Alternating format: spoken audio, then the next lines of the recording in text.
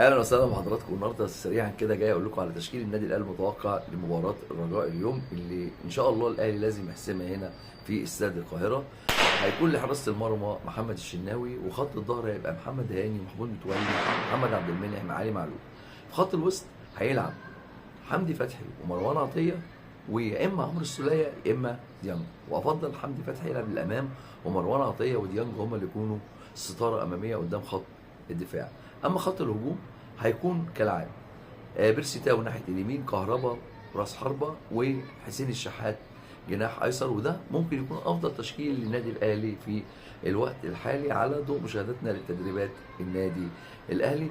وعايز اقول لكم بقى ان الاهلي وجماهيره النهارده جايين من كل محافظه في محافظات القاهره عشان يستمتعوا بمباراه تليق باسم النادي الاهلي وتليق باسم بطل افريقيا. وان شاء الله الاهلي لو عايز يكمل يكسب المباراه هنا ويحسم المباراه من هنا. وتعالوا كده نوصل كده لغايه تدريبات النادي الاهلي ونتفرج على جزء من تدريبات النادي الاهلي.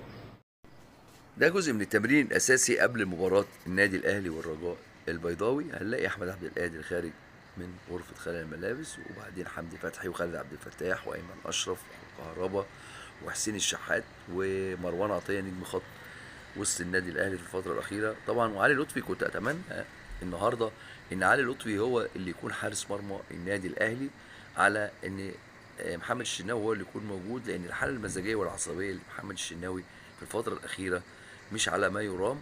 وكنت اتمنى ان علي لطفي هو اللي ياخد مباراه النهارده، لان اللعيب اللي بيبقى لسه جعان في الملعب بينزل وبيقاتل علشان يحافظ على شباكه. واهم حاجه النهارده للنادي الاهلي ان هو يحافظ على شباكه تكون نظيفه، لان اهم شيء ان ما يدخلش في النادي الاهلي هدف. وعشان كده انا كنت بتمنى ان النادي الاهلي يبدا بديانج ومروان عطيه، وما يبداش بالسوليه، ويكون حمدي فتحي قدامهم.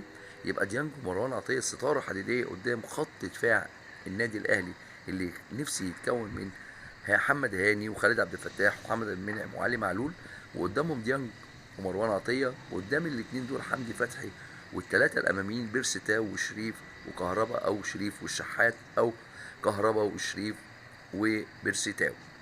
الثلاثه يعني في قمه عطائهم في هذه الايام وفي قمه تالقهم، ولياقتهم البدنيه ولياقه المباريات عندهم ممتازه.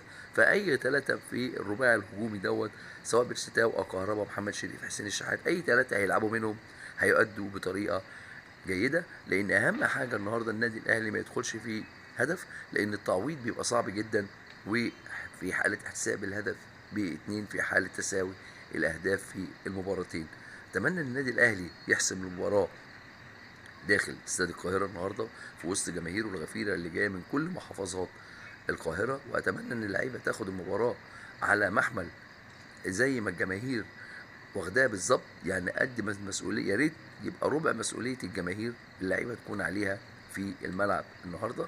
ولو النادي الاهلي قدر يحسم المباراه النهارده يبقى طريقه في البطوله ان شاء الله يدي رساله لجميع الفرق ان النادي الاهلي عاد وعاد بقوه كمان، وان الهزيمه اللي خسرها من سان داونز تكون حافز ليه، وتكون ان شاء الله سبب في ان هو يحصل على البطوله الافريقيه للمره ال11 ان شاء الله.